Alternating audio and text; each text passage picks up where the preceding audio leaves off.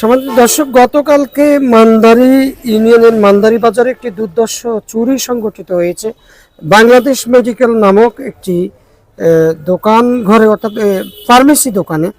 সেখানে যে সমস্ত যন্ত্রপাতিগুলো ব্যবহার করা হয়েছিল চুরি করার সময়, সেগুলো আপনারা দেখতে পাচ্ছেন। আমরা ঘটনাস্থলে রয়েছি। মান্দারি মধ্যবাজার যে বড় ব্রিজ রয়েছে, সেখানে এই চুরি সংগঠিত করা হয়েছে। কিভাবে ঘটনাটি ঘটেছে সেই বিষয়ে আমরা দোকানের যে মালিক রয়েছে তাদের সাথে কথা বলবো। এখানে দুটি দোকানেই চুরি সংগঠিত হয়েছে বলে আমরা জানতে পেরেছি। আমরা একটু সরাসরি যাব যে বাংলাদেশ মেডিকেলের যিনি রয়েছেন দোকান মালিক, তার সাথে আমরা সরাসরি কথা বলবো যে কিভাবে ঘটনাটি সংঘটিত হয়েছে এবং কত টাকার ক্ষয়ক্ষতি হয়েছে সেই বিষয়ে আমরা একটু কথা বলার চেষ্টা করি। বাংলাদেশ মেডিকেলের যিনি স্বত্বাধিকারী, তার সাথে আমরা কথা বলবো যে গতকালকে রাত্রে কিভাবে আপনার দোকানে চুরি সংঘটিত হয়েছে বা কি কি নিয়েছে। আমরা গতকালকে রাত 11টার সময় দোকান বন্ধ করে বাসায় গেছি। তো সকালবেলা প্রতিদিনের মতো আজকে 9টা বাজে দোকান খোলার পরে আমার দোকানের এক স্টাফ দোকান খুলছে আর কি। পরে আমাকে আসি দেখলো যে পুরো টেবিলের উপরে কাগজপত্র এলোমেলো হয়ে আছে, ডয়ার 3টা খোলা। তারপরে একটু পিছনে যাই দেখলো যে লাইট দিছে, লাইট জ্বলে না। তখন সেই পিছনের দিকে গেল, যাই দেখতেছে পিছনের দরজা খোলা এবং কি কিছু ওষুধ বিশুদ্ধ নিচে পড়ে আছে। তখন সেই আলামতটা বুঝতে পেরে আমাকে ফোন দিছে যে ভাইয়া দোকানে তো মনে হয় চুরি হয়েছে, পিছনের দরজা কাটা। তো আমি দ্রুত আসি দোকানে। আমি আসি, যেটা দেখলাম সেটা হচ্ছে আমার পিছনের দরজা ভেঙে, মানে অনেক হেভি দরজা, স্টিলের দরজা, ওটার কেটে মনে হয় প্রথমে ছোট বাচ্চা ঢুকানো হয়েছে। তারপরে ধীরে ধীরে আরো 4 জন ঢুকছে।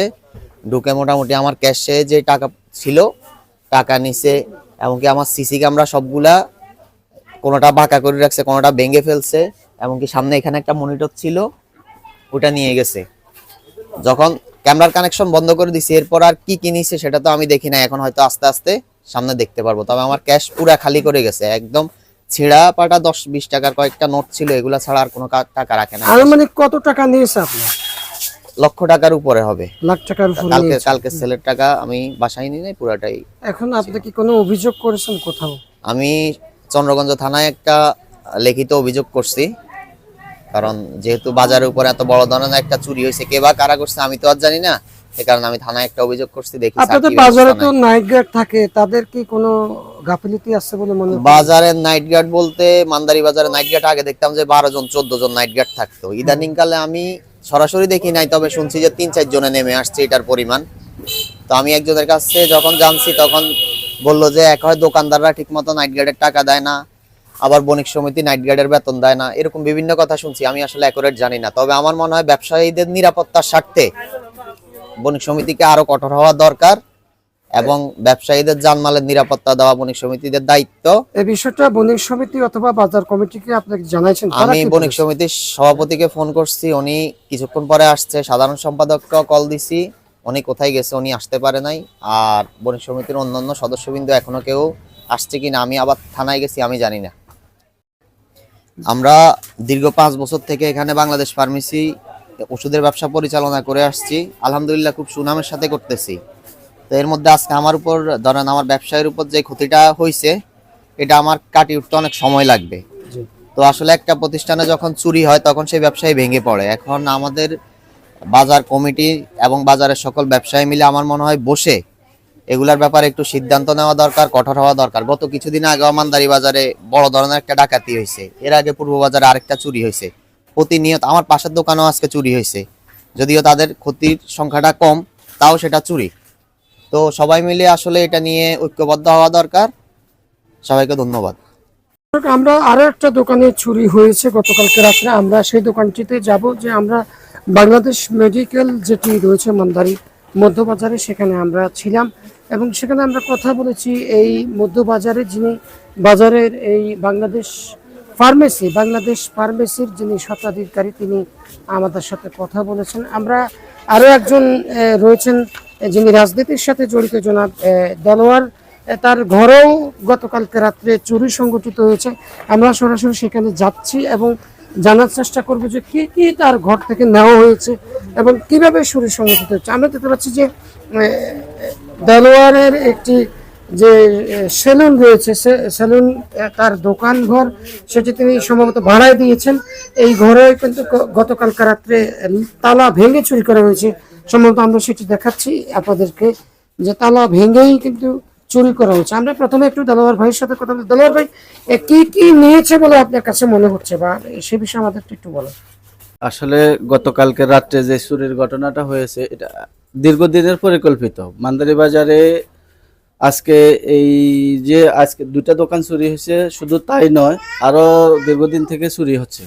এটার মূল কারণ হচ্ছে বণিক সমিতি ইভেন আপনার আইনশৃঙ্খলা বাহিনী দুটাই। যদি বণিক সমিতি একটু সজাগ থাকতো বা সিকিউরিটি গার্ডের অবহেলার কারণে এসব চুরিগুলোর ঘটনা ঘটে।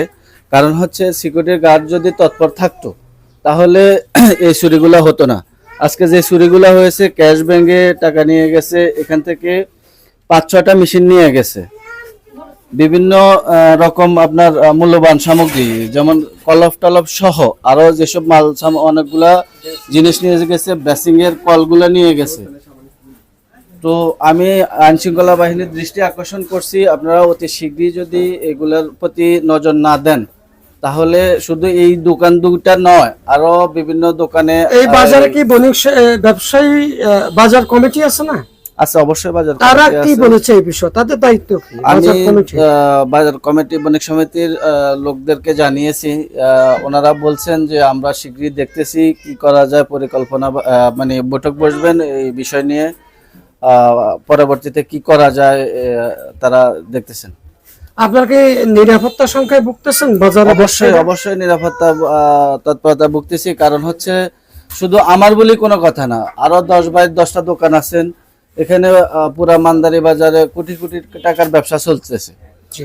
তো আজকে আমার হচ্ছে, কালকে আরেকজনের হবে না, এটা তো বলা যায় না। অবশ্যই যদি প্রশাসনের দৃষ্টি আকর্ষণ করছি, ইভেন বাজার কমিটি বণিক সমিতি দুটাকেই আমি দৃষ্টি আকর্ষণ জানাচ্ছি যেন সিকিউরিটি গার্ডের প্রতি তৎপর থাকেন। ইভেন আপনার এই কি যেন কমিটিগুলো যত স্বচ্ছ হবে ততই চুরি ডাকাতি থেকে আমরা মুক্তি পাবো। বাজারটাকে কি সিসি ক্যামেরা আওতায় আনার প্রয়োজন আছে কি? বাজারটা অবশ্যই সিসি ক্যামেরা আনার আওতায় রাখা দরকার। কারণ হচ্ছে যে আজকে এই ওইখানে এই ফার্মেসি যেটা, ওখানে সিসি ক্যামেরা থাকা সত্ত্বেও ধরেন আপনার তারা ডাকাতি করছেন। সিসি ক্যামেরা একটা ছিল, ওটারে আগেই ধ্বংস করছে তারা। জি, ধন্যবাদ। দর্শক, আমরা আপনাদেরকে সিসি ক্যামেরার যে ফুটেজ রয়েছে সেটি আমরা আপনাদেরকে দেখানোর চেষ্টা করব। আমরা আমাদের এই সরাসরি যেটি আমরা দেখাচ্ছি যে এখানেই যে সেলুন দোকানটি ছিল সেখানে তাদের দোকানের যে ব্যবহৃত যন্ত্রপাতি বা সেলুনের কাজে নিয়োজিত সকল কিছু কিন্তু এখানে উলটপালট করা হয়েছে এবং অসংখ্যভাবে এগুলোকে পুরোটাই একটি লন্ডভন্ড করা হয়েছে। যেটা আমরা দেখতে পাচ্ছি যে তাদের দোকানে অনেক জিনিস ব্যবহার করা হতো, সেগুলোকে লন্ডভন্ড করে কিন্তু খোঁজা হয়েছিল, কিন্তু শেষ পর্যন্ত কিছু। আমরা একটু দোকানের মালিক, এখানে ঘরে যিনি সেলুনের মালিক, তিনি কে, তার সাথে আমরা একটু কথা বলি। এক মিনিট, তিনি আপনি কিভাবে কি দেখেছেন একটু আমাদেরকে বলেন। আপনি তো দোকানে থাকেন। সকালবেলা আসি দেখতেছি যে আমার দোকানটা চুরি হয়েছে এবং কি পিছনে লন্ডভন্ড করে রাখছে। আমার বেসিং বা ক্যাশ থেকে 5,000 টাকা নিয়ে গেছে, আর চুল কাটার 4টা মেশিন নিয়ে গেছে। মেশিনগুলোর দাম কত করে? একটা 2,500 টাকা করে একটা মেশিন। অর্থাৎ চোরের কবল থেকে সেলুন দোকানদার রক্ষা পায়নি, এটি অত্যন্ত দুঃখজনক বিষয়। আমরা এবং প্রয়োজনীয় অনেক কাগজপত্র ছিল, ওইগুলোও নিয়ে গেছে। তারপরে আপনার ওই যে দামি আমার মেডিসিন ছিল, ওইগুলো নিয়ে গেছে। আপনার আনুমানিক টোটাল আপনার কত টাকার মাল? আমার 20-25 হাজার টাকার মতো এখানে ক্ষতি 20-25 হাজার হয়েছে। টাকা নিয়ে গেছে। তালা ভেঙে ঢুকেছে নাকি? হ্যাঁ, আমার ওইখান দিয়ে মানে এগুলা করে ঢুকতেছে আর কি। জি, ধন্যবাদ। দর্শক, আমি করেছিলাম দোকানদার এবং এই ঘরের মালিকের সাথে। তারা আমাদেরকে জানিয়েছেন যে তারা আসলে এই মুহূর্তে যেই আইন শৃঙ্খলার চরম অবনতি, ঠিক সেই মুহূর্তে ব্যবসায়ীরা আতঙ্কে রয়েছে এবং আমরা প্রশাসনের কাছে অনুরোধ করব যে পর্যাপ্ত বিশেষ করে বাজার যেই বণিক সমিতি থাকে, বাজার কমিটি থাকে, তাদের উচিত যে ব্যবসায়ীদের নিরাপত্তা নিশ্চিতে কাজ করা। এবং এই যে সারাদিন ব্যবসায়ীরা কষ্ট করে তারা তাদের মালামাল রেখে এরপর তারা দোকান করে বাসায় ফিরে যায়, এরপরে সকালবেলা এসে যদি তারা দেখতে পায় যে তাদের দোকান ঘরে আর তাদের অর্থ নেই, সেক্ষেত্রে তাদের নিশ্চয়ই খারাপ লাগবে। আমরা কর্তৃপক্ষের দৃষ্টি আকর্ষণ করবো সঠিক তদন্তের মাধ্যমে দোষীদেরকে আইনের আওতায় নিয়ে আসা। ধন্যবাদ সবাইকে।